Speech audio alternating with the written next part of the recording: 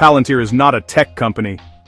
It is the zombie resurrection of one of the most scandalous government surveillance programs ever conceived. Congress killed it. Then they simply moved it into the private sector so no one would notice. That is exactly what investigative journalist Whitney Webb laid out in brutal detail. Palantir Technologies is the direct continuation of DARPA's Total Information Awareness program, a dystopian nightmare so repulsive when first exposed that Congress was forced to shut it down. But the machine never died. It just got a new name, new funding, and a shiny private company wrapper.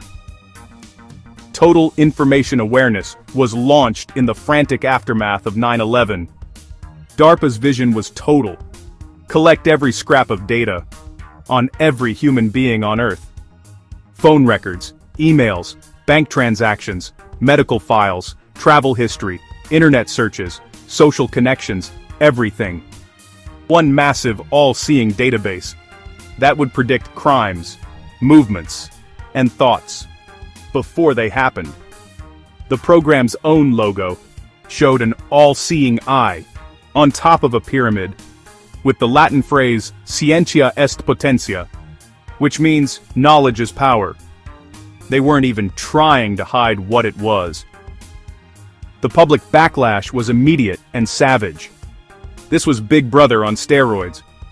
Congress recoiled in horror and defunded the program in 2003. Total Information Awareness was officially dead, or so everyone thought. What actually happened was far more sinister. The core architects and the technology were simply spun out into the private sector.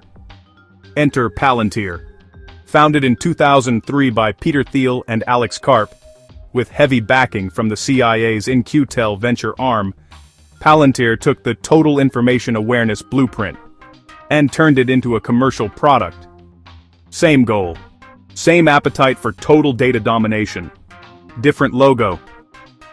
Palantir's software does exactly what TIA was built to do. It sucks in massive streams of data from every available source, crunches it with advanced algorithms, and spits out predictive profiles on individuals and populations. It is used by intelligence agencies, law enforcement, immigration authorities, banks, and corporations to track, predict, and control human behavior on a scale that would have made the original DARPA scientists blush. The company has deep contracts with the NSA, CIA, FBI, ICE, and the Pentagon. It helped build the surveillance infrastructure that watches everyone. While Congress thought they had killed the monster simply put on a suit, moved to Silicon Valley, and started charging billions of dollars for the same totalitarian surveillance system. Whitney Webb nailed it. They figured out that if they made it a private company, no one would care. The outrage disappeared. The all-seeing eye went from a government scandal to a trillion-dollar valuation. Peter Thiel openly talks about his disdain for privacy and his desire to see government merged with corporate power. Palantir is that merger in action. This is not innovation. This is continuity. The same people, the same ideology, the same hunger for total information control. They just rebranded the beast so the public would stop paying attention.